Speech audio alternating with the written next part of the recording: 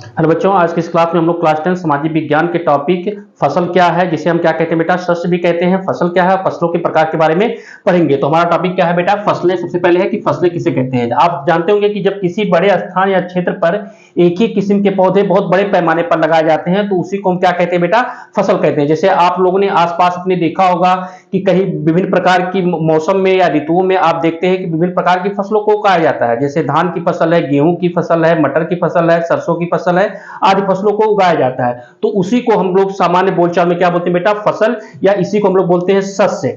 तो फसलों के प्रकार, फसल कितने प्रकार के होते हैं या शस्य प्रारूप क्या होता है। तो शस्य प्रारूप को मुख्य रूप से ऋतुओं के आधार पर हम कितने भागों में, 3 भागों में बांटते हैं।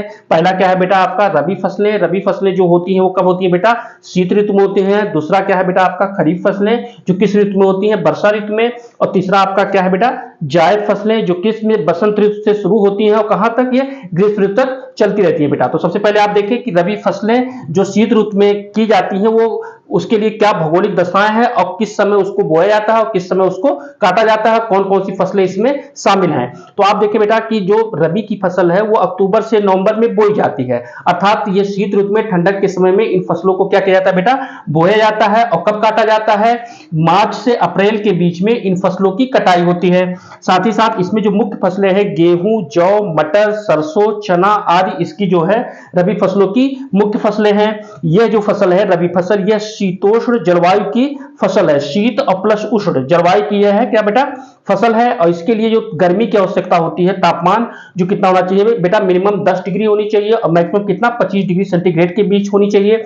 और साथ ही साथ जो वर्षा, इसके लिए वर्षा की जो मात्रा है 50 से 75 सेंटीमीटर की वर्षा की आवश्यकता होती है। इसमें ज्यादा पानी की आवश्यकता नहीं होती है। मुख्य रूप से ये जो रबी की फसलें हैं ये पंजाब, हरियाणा, हिमाचल प्रदेश, उत्तर प्रदेश आदि राज्यों में ये की जाती है बेटा। तो अक्सर करके बहुविकल्पी प्रश्न में आपसे पूछा जाता है कि इनमें से रबी फसलें कौन है, तो हमने बता दिया बेटा ये फसलें हैं जो किसमें रबी फसलों में आता है। सेकंड देखिए बेटा कौन सी बेटे हैं, खरीफ फसलें। खरीफ फसलें जो होती हैं वो कब की जाती है, वर्षा ऋतु में की जाती हैं।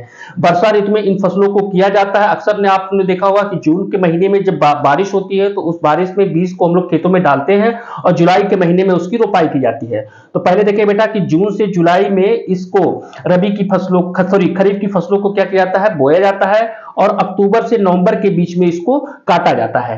अब इसमें जो मुख्य फसलें हैं, धान, मक्का, जूट, मूंग, कपास, मूंगफली और सोयाबीन आदि इसमें इसकी मुख्य फसलें हैं। यह जो है उष्णार्द्र जलवायु की फसल है। साथ ही साथ इसके लिए तापमान 20 से 30 डिग्री सेंटीग्रेड के बीच होना चाहिए, मिनिमम 20 डिग्री सेंटीग्रेड और मैक्सिमम कितना, 30 डिग्री सेंटीग्रेड होना चाहिए। साथ ही साथ आप जानते हैं कि खरीफ फसलों के लिए वर्षा, पानी की बहुत अधिक आवश्यकता होती है।